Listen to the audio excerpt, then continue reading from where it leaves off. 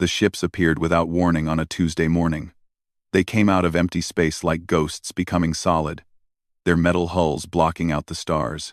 3,000 warships, each one larger than anything humanity had ever built, arranged themselves in perfect formation around Earth's moon. Commander Jack Harrison was drinking coffee at Armstrong Base when the alarms started screaming. He dropped his cup and ran to the command center, his heart pounding in his chest. The screens showed what looked like an impossible nightmare. Ships everywhere, too many to count, too big to fight. "Get me a line to Earth defense," Harrison said, his voice steady despite the fear crawling up his spine. Now, Dr. Linda Martinez was in her lab when the emergency broadcast interrupted every screen, every phone, every device on the planet. She looked up from her research to see the alien ships hanging in space like predators waiting to strike. Her daughter was at school in New York. Linda grabbed her phone and called, but the lines were already jammed with millions of terrified people trying to reach their families. The message came 30 minutes after the ships arrived. It broadcast on every frequency, translated into every human language through technology that made Earth's best computers look like toys from a museum. "We are the Kethran Empire. We have claimed 47 star systems. Your world is now the 48th. You have one choice. Surrender your governments, your weapons, your freedom. You will serve the Empire. You have 12 hours to accept. If you refuse, you will die." The voice belonged to Fleet Commander Zal Thor, though humans would not learn his name until later. He sat in his command ship, confident and bored. This was the 48th time he had delivered this speech. 47 times before, the primitives had surrendered. They always did. Fear was universal. President Gregory Walsh stood in the White House Situation Room, surrounded by generals and advisors. Everyone was talking at once, voices rising in panic and argument. He raised his hand for silence. "What are our options?" Walsh asked. General Frank Cooper pulled up tactical displays. The numbers were clear and brutal. Earth had 200 military spacecraft. The Kethrans had 3,000. Earth's weapons were designed for fighting each other, not an empire that had conquered dozens of worlds. The technology gap was enormous. "We can't win," Cooper said simply. "Not in space. Not with conventional weapons." "Then we surrender?" someone asked. Walsh looked at the screens showing alien ships hovering over his planet. He thought about his son serving in the Navy. He thought about his wife who had died fighting for freedom in a war 20 years ago. He thought about what surrender meant. Slavery, occupation, the end of humanity as a free species. "No," Walsh said. "We don't surrender." The room went quiet. "Sir, they'll kill us all," an advisor said. "Then we die free," Walsh replied. "Send the message. Earth refuses." The Kethran response came 6 hours before the deadline. They did not wait for time to run out. They did not give warnings. Fleet Commander Zal Thor selected a target that would break human resistance through pure terror. He chose New York City. The beam came from orbit, invisible until it touched the atmosphere. Then it became a pillar of white fire that turned night into day across half the planet. It struck Manhattan at exactly 3:47 p.m. Eastern Time. The island vanished in less than a second. The blast wave spread outward at supersonic speed, smashing buildings flat for 50 miles in every direction. The heat ignited everything that could burn for 100 miles beyond that. 8 million people died before they could scream. Linda Martinez was still trying to call her daughter when New York disappeared. She watched it happen on the news feed, watched the thermal bloom expand like a flower made of death. Her phone went dead in her hand. The number she had been calling no longer existed. The person she was trying to reach no longer existed. She did not cry. Something inside her simply turned off, like a switch being flipped. She walked to her lab and started working. Her hands moved automatically, pulling up files, running calculations, designing weapons. She would cry later. Maybe, right now she had work to do. Commander Harrison watched from Armstrong Base as Earth burned. He could see the fires from orbit. A glowing wound on the planet's surface, where a city used to be. His hands gripped the console so hard his knuckles turned white. "Orders, sir?" his second officer asked. Harrison looked at the young man. Barely 25 years old. Scared, but trying to hide it. They were all scared. Fear was reasonable. The Kethrans had just proved they could kill millions with a single shot. "Activate combat protocols," Harrison said. "All stations. All ships. We're going to war." "Sir." "We can't possibly." "I know," Harrison interrupted. "We can't win. Not today. But we're going to fight anyway." President Walsh addressed the world 2 hours after New York died. Every surviving camera focused on him. Every living human who could access a screen watched. He looked tired. He looked old. But his voice was firm. "The Kethran Empire came to our home and murdered 8 million of our people. They did this to scare us. To make us surrender. They believe we will see their power and give up our freedom to save our lives. They are wrong." He paused, letting the words sink in. "Earth does not surrender. Earth does not kneel. If they want our world, they will have to kill every single one of us. And we will make them pay for every life in blood. We will teach them what it means to attack a death world. We will show them what happens when you corner an animal that knows how to fight. We refuse their terms. We choose war." The broadcast ended. Around the world, people armed themselves. Military bases activated reserves. Factories retooled for war production. Humanity had been divided by borders and politics for thousands of years. But the Kethrans had given them something they never had before. A common enemy. A shared purpose. Unity through rage. Lieutenant Katie Rogers climbed into her fighter at Edwards Air Force Base. The craft was outdated compared to Kethran technology. It would probably be useless against their shields. She might die in the first engagement. None of that mattered anymore. "What are we fighting for?" her wingman asked over the radio. Rogers thought about her brother who lived in New York. Used to live in New York. Past tense now. "Revenge," she said simply. In orbit, Fleet Commander Zal Thor reviewed the human response. They had not surrendered. This was unusual, but not unprecedented. Some species needed a second demonstration. He prepared to destroy another city. Perhaps Tokyo this time. Or London. Breaking primitives was tedious but necessary work. His tactical officer interrupted with urgent news. Human ships were moving. Their pitiful fleet was actually preparing to attack. Zalthor almost laughed. It would be over in minutes. He did not know he had already lost. None of the Kethrans did. They thought they were fighting primitives who would break under pressure. They did not understand what they had actually done. They had not invaded a normal world. They had attacked Earth. They had killed human children. And humans, when pushed to the edge, did not break. They became something worse. The invasion began at dawn across 12 major cities. Drop pods fell through Earth's atmosphere like burning rain, each one carrying 20 Kethran soldiers in powered armor. Fleet Commander Zal Thor had deployed 2 million troops in the first wave. He expected organized resistance to collapse within hours. The primitives would see armed soldiers in their streets and finally understand the futility of defiance. The Kethrans learned their first lesson when the pods touched ground in Los Angeles. Major Danny Clark had positioned his Marines in the buildings around the landing zone. They let the aliens exit their pods. Let them form up in standard invasion formation. Then every window exploded with gunfire. The Kethrans had shields that could stop energy weapons. Their armor could deflect most projectiles. But humans had been killing each other with guns for centuries. They knew where armor was weakest. They knew how to aim for joints and seals. They knew how to concentrate fire until shields overloaded. 50 Kethrans died in the first 30 seconds. The rest scattered for cover, confused and terrified. This was not how invasions went. Primitives were supposed to run in panic, not attack with coordinated precision. Major Clark watched through his scope as the aliens tried to regroup. They were good soldiers, he noted. Disciplined, well-trained. It would not save them. Second positions, he ordered calmly. Let them think they found our location. Then we hit them from behind. The pattern repeated across every landing zone.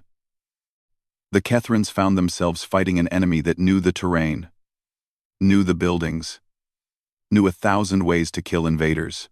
Every street became a death trap. Every building hid shooters.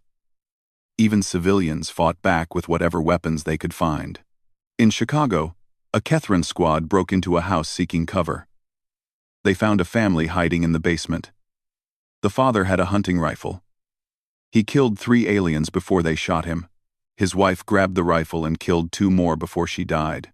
Their teenage son used his father's pistol to kill another before the Kethrans retreated from the house entirely. Unwilling to face a child who fought like a soldier, Captain Sophie Bennett commanded a nuclear submarine off the coast of Japan. She watched the invasion feeds and felt cold rage settle into her bones. The Kethrans were landing troops everywhere, burning cities, killing people by the thousands. Her orders were clear: sink anything that moves. Her weapons officer had been working on modifications for 3 days straight, ever since the ships first arrived. Standard torpedoes would not penetrate Kethran shields, but plasma warheads might. Theoretical physics suggested it was possible. They were about to test the theory. Target locked, her weapons officer reported. Kethran troop carrier, 10,000 tons, preparing to land more soldiers. Fire, Bennett said without hesitation. The torpedo left the tube and accelerated toward its target. The Kethran ship detected it but did not bother to evade. Their shields could stop nuclear weapons. A primitive torpedo was no threat. The plasma warhead hit the shield and burned through it like acid through paper. The ship broke apart in midair, scattering wreckage and bodies across 15 miles of ocean. 1,400 Kethran soldiers died without reaching the ground. Bennett allowed herself a thin smile. Reload all tubes. Find me another target. Dr. Linda Martinez had not slept in 4 days. She worked in a laboratory deep underground, surrounded by the best scientists Earth could gather. They were building weapons, not better guns or bigger bombs. They were weaponizing physics itself. Her daughter had died in New York. 8 million others had died with her. Linda did not think about that anymore. Thinking led to feeling, and feeling led to breaking down. She could not afford to break, not yet. First, she had work to do. The quantum disruptor is ready for field testing, she told General Cooper over a secure line. Her voice was flat, empty of emotion. It should work, theoretically. What does it do? Cooper asked. It disrupts quantum coherence at the molecular level, Linda explained. In practical terms, it makes matter forget how to exist. Anything caught in the field just stops being real. No explosion, no radiation. Just gone. There was a pause on the line. How big is the field? We can adjust it. Current prototype affects about a cubic mile. We can make it bigger. Test it, Cooper said. Find me a target. The target was a Kethran battle group in orbit over Australia, preparing to deploy more troops, 6 ships, 40,000 soldiers. Commander Harrison personally volunteered to deliver the prototype weapon. His ship approached the Kethran formation broadcasting fake surrender codes. The aliens, confident in their superiority, allowed him to get close. They wanted to accept Earth's surrender and end this annoying resistance. Harrison activated the quantum disruptor at point-blank range. The device hummed for exactly 3 seconds. Then the Kethran ships simply stopped existing. No debris, no wreckage, just empty space where 6 massive vessels had been floating moments before. Harrison stared at the emptiness and felt sick. 40,000 lives, erased like they had never existed at all. He had killed before. Every soldier had. But this was different. This was making people disappear from reality itself. Target eliminated, he reported, his voice hollow. Device works as designed. And, Dr. Henry Yu watched the test results from his facility and felt horror and pride fight for space in his mind. The weapon worked perfectly. It was clean, efficient, terrifyingly effective. It was also the most monstrous thing he had ever helped create. His assistant looked at him with wide eyes. Sir, with this technology, we could win. Yu nodded slowly. Yes. and we'll hate ourselves for it. But we'll win. Sergeant Paul Martinez led his squad through the ruins of Atlanta. His wife had called him the day New York burned. She was in her lab, she said. She was going to make the aliens pay. He heard something dead in her voice. Something that used to be soft and warm, turned cold and hard. He felt the same thing growing inside himself. Every Catherine he killed, he whispered his daughter's name. Elena. She had been 7 years old. She had loved drawing and dancing and terrible jokes. Now she was ash scattered across a crater. His squad found a group of Catherine soldiers trying to surrender. They had thrown down their weapons and were broadcasting pleas in broken English. Sergeant Martinez looked at them for a long moment. He thought about mercy. He thought about rules of war and the Geneva Convention and all the civilized things that separated humans from animals. Then he thought about Elena. No prisoners, he said quietly. His squad opened fire. The Catherines died screaming. Martinez felt nothing at all. Lieutenant Katie Rogers flew her 7th mission in 3 days. She was exhausted, running on stimulants and rage. Her outdated fighter had killed 12 Catherine ships through a combination of skill, luck, and absolute fearlessness. She took risks that should have killed her. Somehow they kept working. Other pilots called her crazy. She probably was. Sanity required caring about staying alive. She had stopped caring about that when her brother burned. Fleet Commander Zal Thor reviewed the reports with growing disbelief. His ground forces were being slaughtered. His ships were disappearing.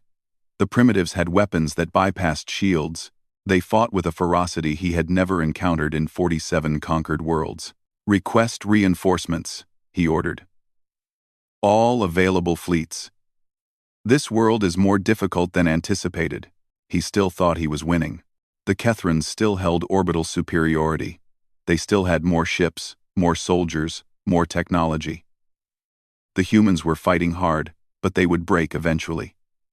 Every species broke. He did not understand that breaking was not in humanity's nature. Earth had produced its civilization through 10,000 years of warfare. Humans had fought each other with everything from rocks to nuclear weapons. They had turned killing into an art form, a science, a terrible poetry written in blood. The Catherines had technology. Humans had something older and darker. They had the capacity for total war. They had the will to do absolutely anything to survive.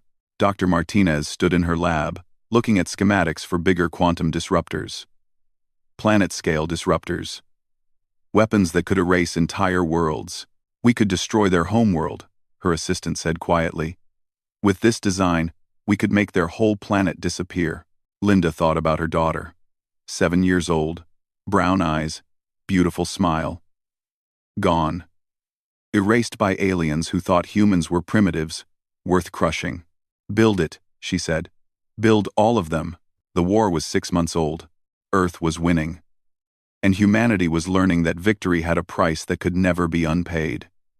6 months after the first Catherine ship appeared, humanity controlled Earth's orbit completely. Of the 3,000 ships that had arrived, fewer than 800 remained. The rest were debris fields floating in space or wreckage, scattered across Earth's surface. Fleet Commander Zalthor was dead, killed when Commander Harrison's ship rammed his flagship at full speed. The new Catherine commander had already requested retreat authorization 3 times. Each time, Emperor Zelmar refused. The Emperor sat in his palace on the Kethron homeworld, trying to understand how primitives had defeated 70% of his military. His advisors offered excuses. The humans had unknown technology. They fought without honor. They refused to accept inevitable defeat. None of them mentioned the real problem. The Catherines had never fought an enemy that preferred death to surrender. They had conquered worlds through fear. But fear only worked on species that wanted to survive. Humans wanted revenge more than they wanted to live. Admiral Patricia Hayes stood on the bridge of the EFS Defiance, humanity's first faster-than-light warship. They had built it from captured Catherine technology. Reverse engineering in 6 months, what had taken the Empire centuries to develop. Human engineers worked with desperate speed, knowing every day delayed was another day the enemy could regroup. Navigation, do we have coordinates? Hayes asked. Yes, Admiral, the navigation officer replied. 3 Kethran colony worlds within range. Limited defenses, primarily civilian populations. Hayes felt her stomach twist. Civilian populations. That meant families, children, people who had nothing to do with the invasion of Earth. She thought about mercy. She thought about honor. She thought about the 8 million dead in New York alone. Plot a course to all 3, she ordered. We hit them simultaneously. Agent Nicole Grant had learned the Kethran language in 3 months. She had a gift for linguistics and a motivation that made sleep optional. She sat across from a captured Kethran officer, speaking his language fluently, asking questions in a voice that promised nothing good. Tell me about the colony worlds, she said. How many? Where they are? How they are defended? The officer glared at her with eyes that saw humans as insects. I will tell you nothing. Primitive. Grant pulled out a tablet and showed him footage. His own homeworld, filmed from orbit by human reconnaissance drones. The palace where his emperor lived. The cities where his family might be. We know where everything is, she said calmly. We have been watching. We have been learning. I am asking because it is faster than finding out ourselves. But we will find out. With you or without you.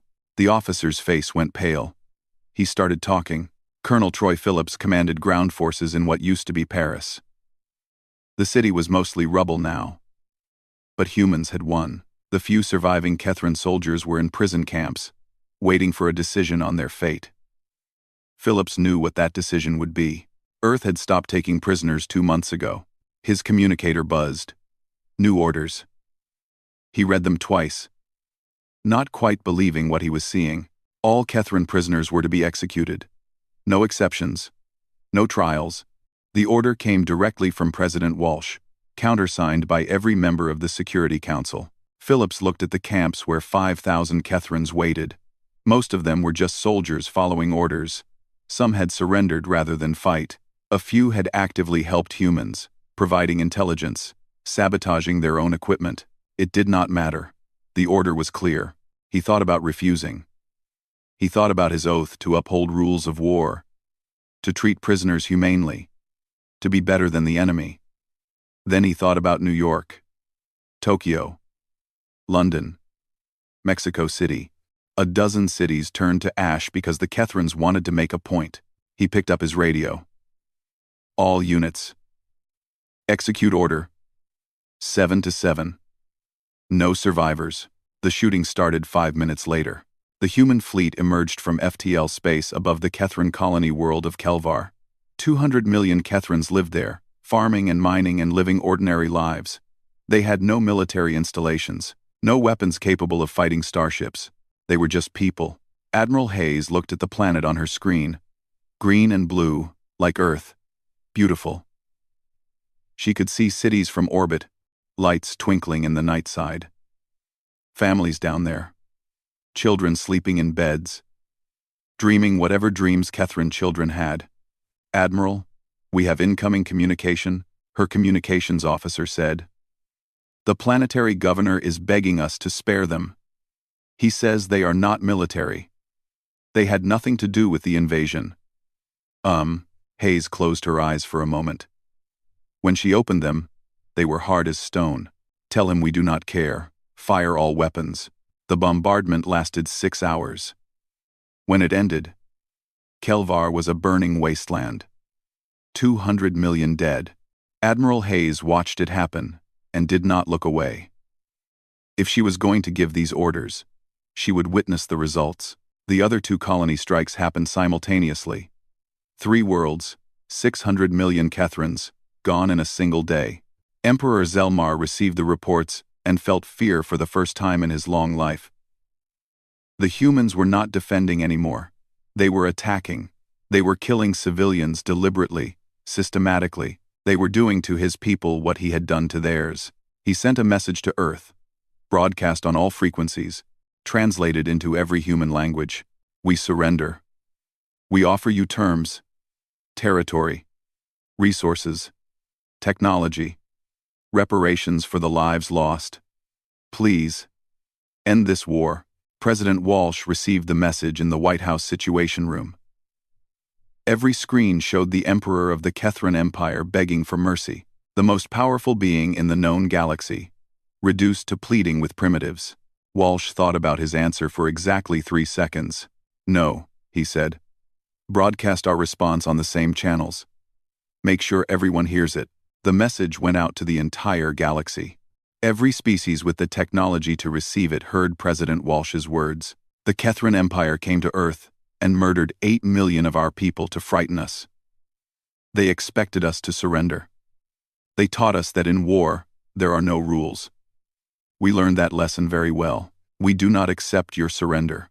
We do not accept your terms. We will pursue this war until the Kethran species no longer exists. You wanted to show the galaxy what happens to those who resist your empire. We will show the galaxy what happens to those who attack Earth. The broadcast ended. Across known space, alien civilizations watched in horror. The humans were not offering terms. They were not interested in conquest or subjugation. They wanted extinction. Commander Harrison led a rescue mission deep into Kethran space. Intelligence reports said they were holding human prisoners on a military station near the border. 2,000 captives, taken during the early days of the invasion, when Kethran still thought they were winning. The station's defenders fought hard. But human ships were better now. Faster. Armed with weapons that made Kethran shields useless. The battle lasted 20 minutes. Then Harrison's Marines breached the station and found the prisoners. They were in bad shape, starved, beaten, some dead from torture or disease. Harrison walked through the cells and felt rage burn through his veins like acid. The Kethrans had treated human prisoners like animals. Worse than animals. Get them out, he ordered. All of them. Then set charges. I want this station turned to dust. One of the rescued prisoners grabbed his arm as they evacuated. A young woman, barely 20, covered in scars. Are we winning? She asked, her voice rough from screaming. Harrison looked at her. Yes, we are going to kill every last one of them. She smiled. It was not a happy smile. It was the smile of someone who had lost everything soft and kind inside themselves. Good, she said. Dr. Linda Martinez completed the designs for the planet killer weapons. They were elegant in their simplicity. Beautiful, in a horrible way. One device could destroy an entire world, making billions of lives simply stop existing. She sent the files to production facilities around Earth. Within weeks, they would have 50 of them. Enough to destroy 50 worlds. Enough to erase the Kethran Empire completely. Her assistant looked at the numbers and felt sick. Doctor, if we use these, we become worse than them. Linda thought about her daughter. Elena would have been 8 years old now. She would never be 8. Never be 9. Never be anything.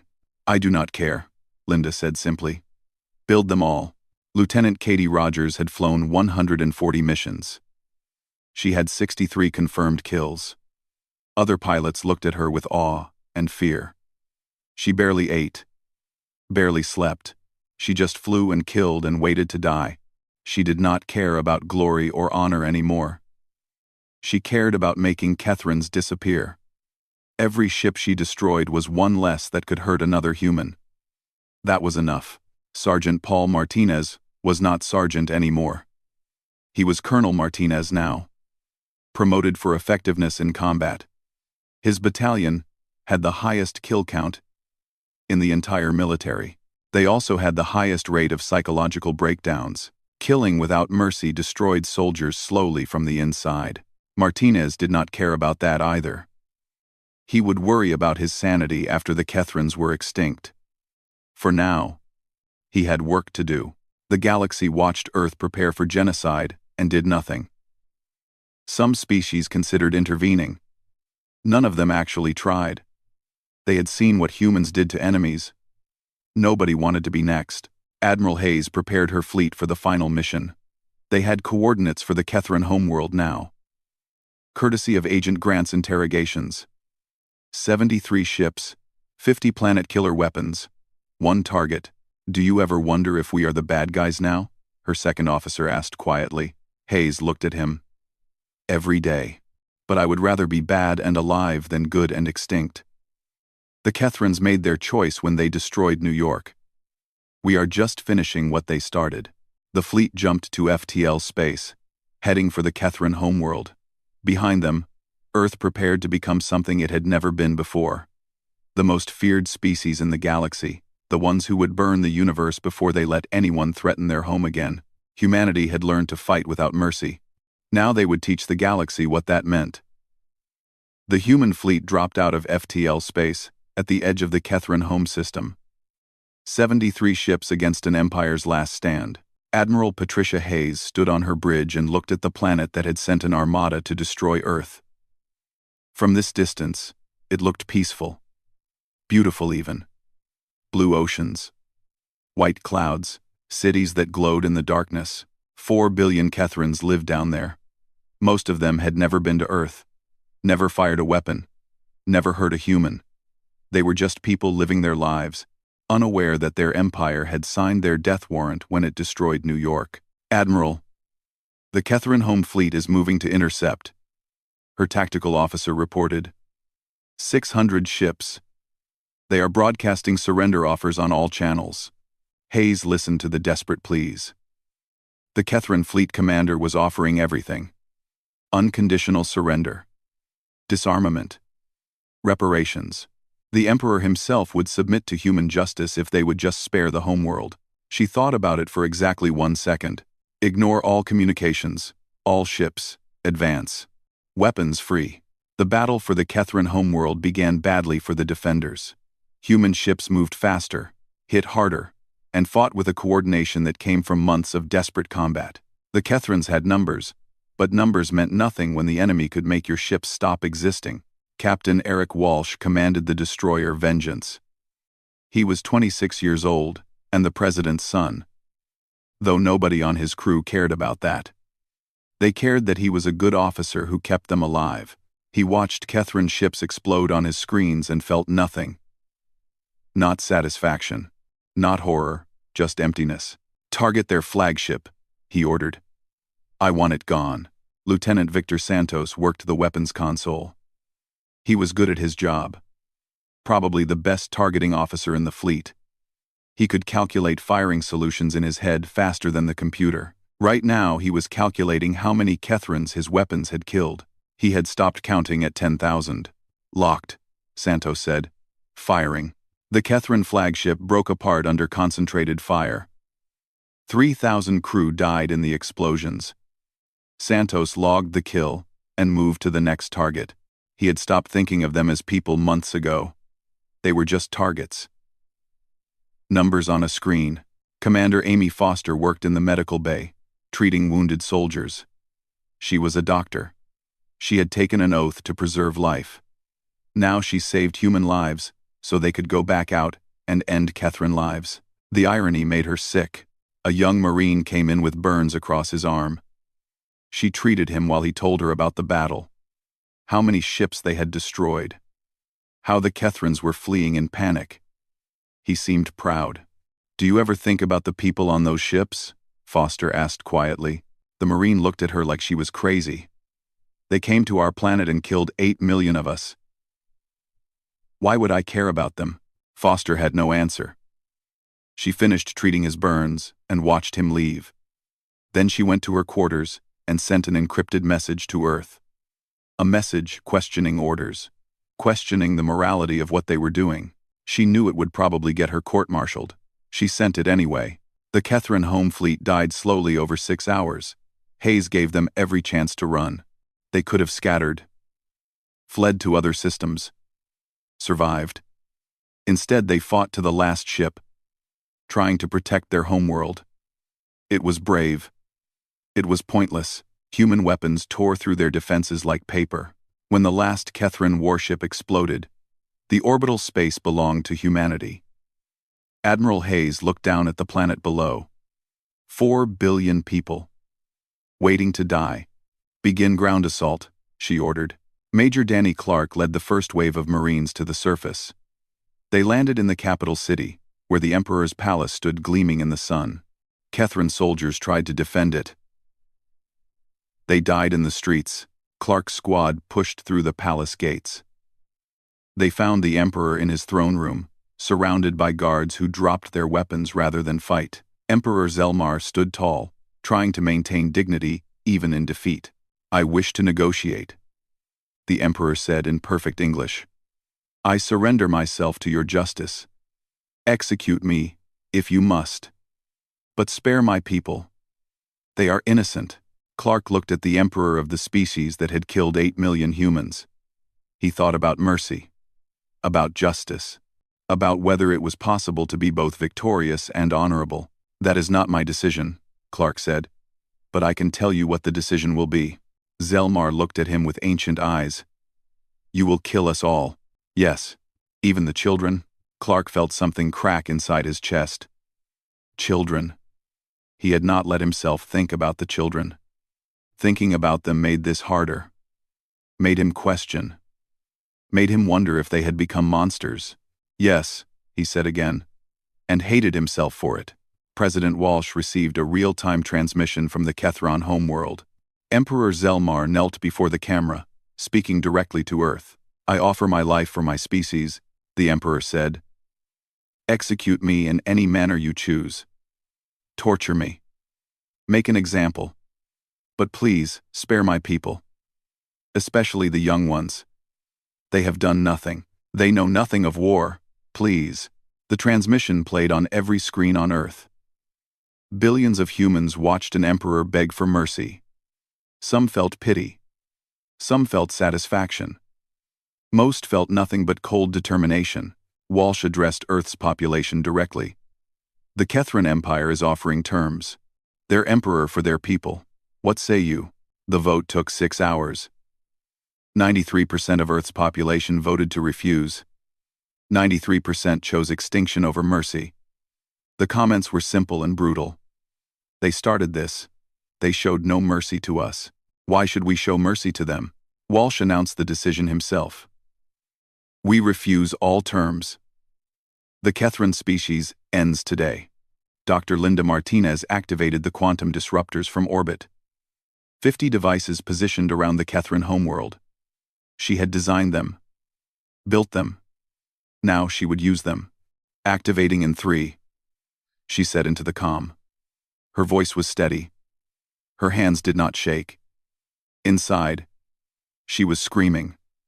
2. 1. Active. The disruptors hummed to life. Unlike normal weapons, they killed slowly. The quantum field expanded gradually, taking 72 hours to cover the planet. Everyone would know death was coming. They would have time to say goodbye to each other. Time to pray to whatever gods Kethrons believed in. Time to regret that their empire had chosen to attack Earth. Admiral Hayes ordered the fleet to maintain position and watch. If they were going to do this, they would witness it. No looking away. No pretending it was clean or easy, or anything other than genocide. Commander Foster watched from her medical bay and wept. She watched Kethron cities begin to flicker out of existence. Watched billions of lives prepare to end. She had filed 17 formal protests. All denied. She was a doctor watching the biggest mass murder in galactic history, powerless to stop it. Captain Walsh stood on his bridge and watched his father's orders being carried out. He had fired the shot that destroyed the Imperial Palace. Killed the Emperor and everyone inside. Now he watched a world die and wondered if history would remember them as heroes or monsters. Probably both. Lieutenant Santos monitored the disruptor field expansion. 4 billion lives. He tried to comprehend that number. Failed. The human brain was not built to understand death on this scale. He could picture 8 million, barely, because that was New York. But 4 billion? That was just a number. Too big to feel. He wondered if that was a mercy or another sin. Major Clark walked through the capital city as the disruptor field approached. Kethron civilians ran in panic. Some tried to fight. Most just held their families and waited. He saw a mother holding 2 small children, telling them everything would be okay. The same lie mothers told on Earth when the invasion began. He almost ordered his troops to evacuate the civilians. Almost. Then he remembered New York, Tokyo, London. All the cities that burned because the Kethrans wanted to make Earth surrender. Move out, he ordered. Let the field do its work. The Kethran homeworld died over 72 hours. Humans broadcast every moment to Earth. Some watched in triumph. Some watched in horror. All watched. This was what they had voted for. This was the price of security. The cost of making sure no species ever attacked Earth again. When it ended, the planet was empty. Silent. Dead. 4 billion Kethrans. Simply erased from existence. The Kethran Empire ended. The war. Over. Admiral Hayes sat in her quarters and drank whiskey that tasted like ash. They had won. Earth was safe. The Kethrans were extinct. She should feel proud. Victorious. She felt hollow. A message came from President Walsh. Simple, direct. Thank you for your service. Come home. Hayes looked at the empty planet on her screen one last time. Then she gave the order to jump to FTL. Behind them, the Kethran homeworld spun in space, a tomb for a species that learned too late what it meant to threaten a death world. The fleet left. The job was done. Humanity had won the war. Now they had to live with what they had become to achieve victory. And that, Hayes thought, might be the hardest battle of all. 3 years after the Kethran homeworld fell silent, Earth controlled 17 star systems. The United Earth Federation had the most powerful military in known space. 43 alien species had signed protection treaties, choosing to ally with humans rather than risk becoming enemies. Nobody wanted to be the next Kethrans. Commander Jack Harrison sat on his porch in Montana, watching the sunset. He was retired now, 47 years old and looking 60.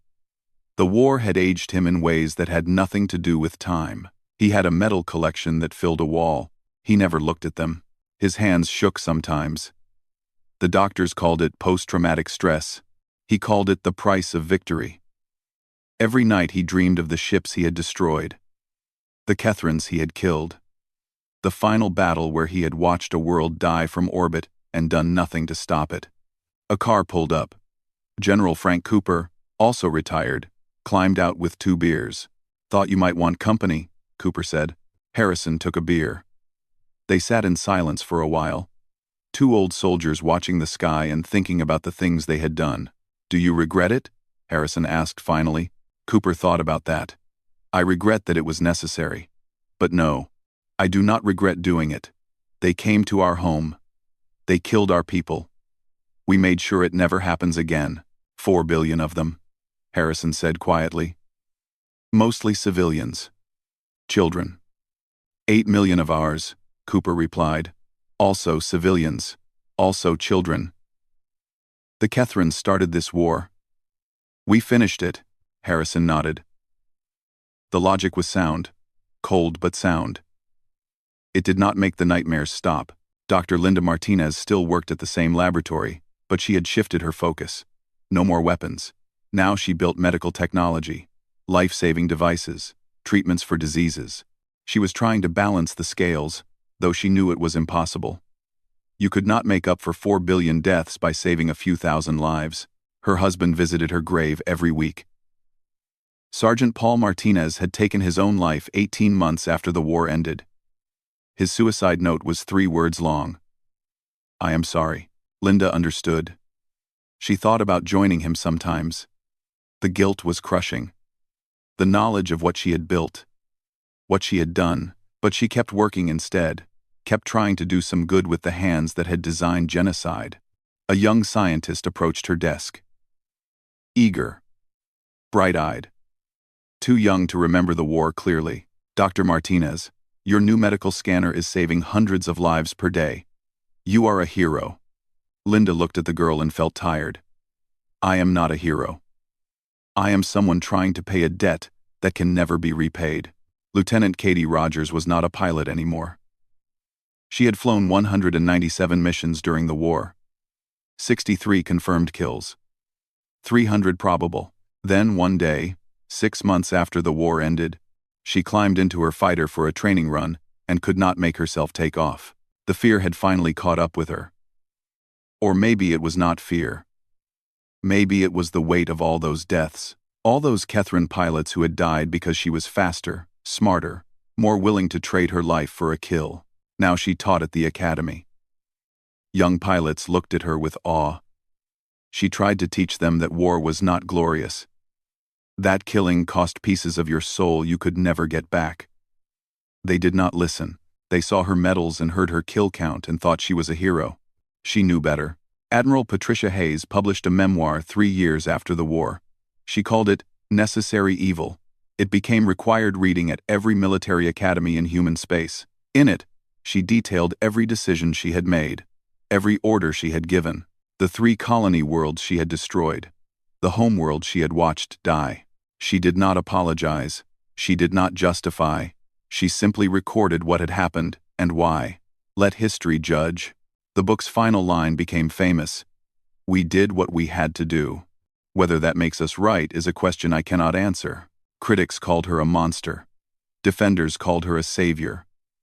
She ignored both groups and spent her retirement working at a homeless shelter, trying to do small kindnesses to balance the great evil she had committed. Captain Eric Walsh left the military and became a teacher. He taught history at a university, specializing in the ethics of warfare. His students debated whether the Catherine genocide was justified, whether humanity had gone too far, whether there was ever an excuse for extinction. Walsh never gave them an answer. He just presented the facts and let them struggle with the questions that kept him awake at night. His father visited sometimes, former President Gregory Walsh, the man who had refused Catherine's surrender, who had ordered the genocide, who had watched 4 billion people die and never looked away. Do you hate me? Walsh Sr. asked during one visit. Eric thought about it. No. I understand why you did it. I might have done the same. But I am glad I did not have to make that choice. Someone had to, his father said quietly. The Catherines would have kept coming back. They had to be completely eliminated. I know, Eric said. That does not make it easier to live with.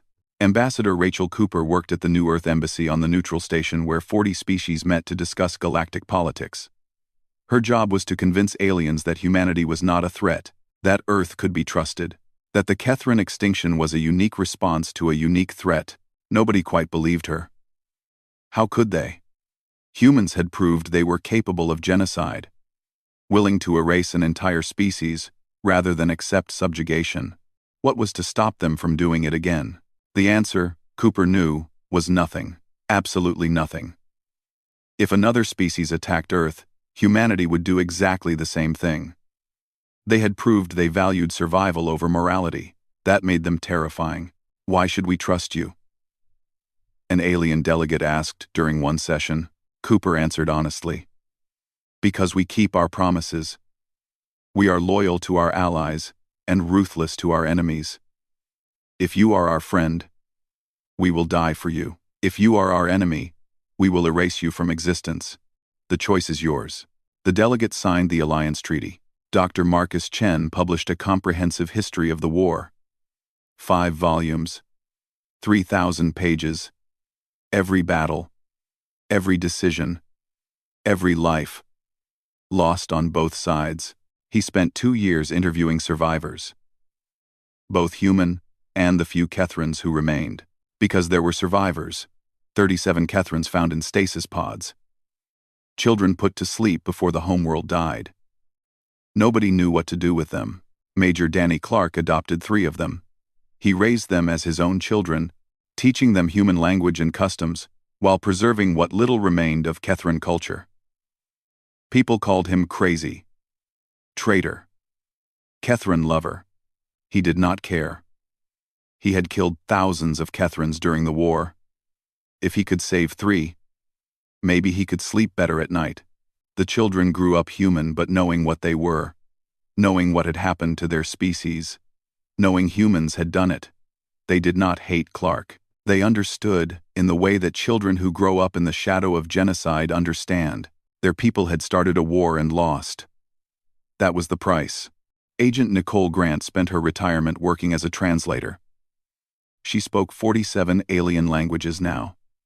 She used that skill to build bridges between Earth and the rest of the galaxy. To foster understanding, to prevent another war, she never spoke about her role in the Kethran extinction. How her interrogations had provided the intelligence that made it possible. How she had helped map Kethran space, identify targets, plan the genocide. Some secrets were too heavy to share. Dr. Henry Yu continued his weapons research. Despite his guilt, Earth needed to stay ahead of potential threats, needed weapons that could end wars quickly. He built them while hating himself for it. A colleague asked him once why he kept working. "Because if I stop, someone else will do it," Yu said. "And they might not feel guilty about it. At least when I build these things, I remember the cost." The galaxy settled into an uneasy peace. Earth was the dominant military power, but they did not conquer, did not expand aggressively. They just made it clear that attacking them would result in total annihilation. It worked. No species was stupid enough to test whether humans would really do it again. The Kethran homeworld hung in space as a memorial and a warning. A dead world circling its sun, broadcasting on all frequencies a simple message. This is what happens to those who threaten Earth. On Earth itself, people tried to move forward. They built a memorial at the L2 point, visible from the surface. 8 million names carved in stone. One for every person who died in New York. One for every life that started the war. Some people wanted to add 4 billion more names. The Kethrans who died in response. The idea was voted down. Those deaths were different. Necessary, but not honored. Remembered but not mourned. Dr. Linda Martinez visited the memorial every year on the anniversary of the invasion. She stood before her daughter's name and tried to remember the girl Elena had been. Bright, happy, innocent. Then she thought about the 4 billion Kethrans who had died because of weapons she designed. The children among them. Just as innocent. Just as dead. Was it worth it? She asked the empty air. The memorial did not answer. The dead never did. Commander Harrison joined her there one year. They stood together, two people who had helped end a species. "I dream about them," Harrison said. "The Kethrans. I see their ships disappearing, their world going silent. I wake up and wonder if we are the villains in someone else's story." "We are," Martinez said simply. "To the Kethrans, we are the monsters. To Earth, we are the saviors. Both things are true. How do you live with that?" She looked at him with tired eyes. "One day at a time. Doing small, good things to balance the big evil thing. Knowing it will never be enough, but trying anyway." They stood in silence, watching Earth spin below the memorial. Beautiful, peaceful, safe. Safe, because they had been willing to do terrible things. Safe, because they had erased an entire species rather than risk defeat. The price of that safety was their souls. But Earth survived. Humanity thrived. The species continued. In the end, that was what mattered. Not honor, not morality. Just survival. The Kethrans learned that lesson too late. They attacked a death world and discovered that humans would do absolutely anything to protect their home, even genocide. Especially genocide. 3 years later, Earth slept safe behind weapons designed to end worlds, protected by soldiers who had proved they would use those weapons without hesitation. Guarded by the memory of what happened to the last species that thought humans could be conquered, the galaxy would not forget. The warning was clear. Never attack Earth. Never threaten humanity. Because humans do not surrender. They do not negotiate. They do not show mercy. They erase you from existence and sleep soundly afterward, knowing they did what was necessary. That was the legacy of the Kethran War. Not pride. Not shame. Just cold certainty. Humanity had won, and they would win again, no matter the cost. The memorial spun in space, bearing 8 million names. Below it, Earth turned in silence, home to a species that had learned the hardest lesson of all. Sometimes, to survive, you must become the monster.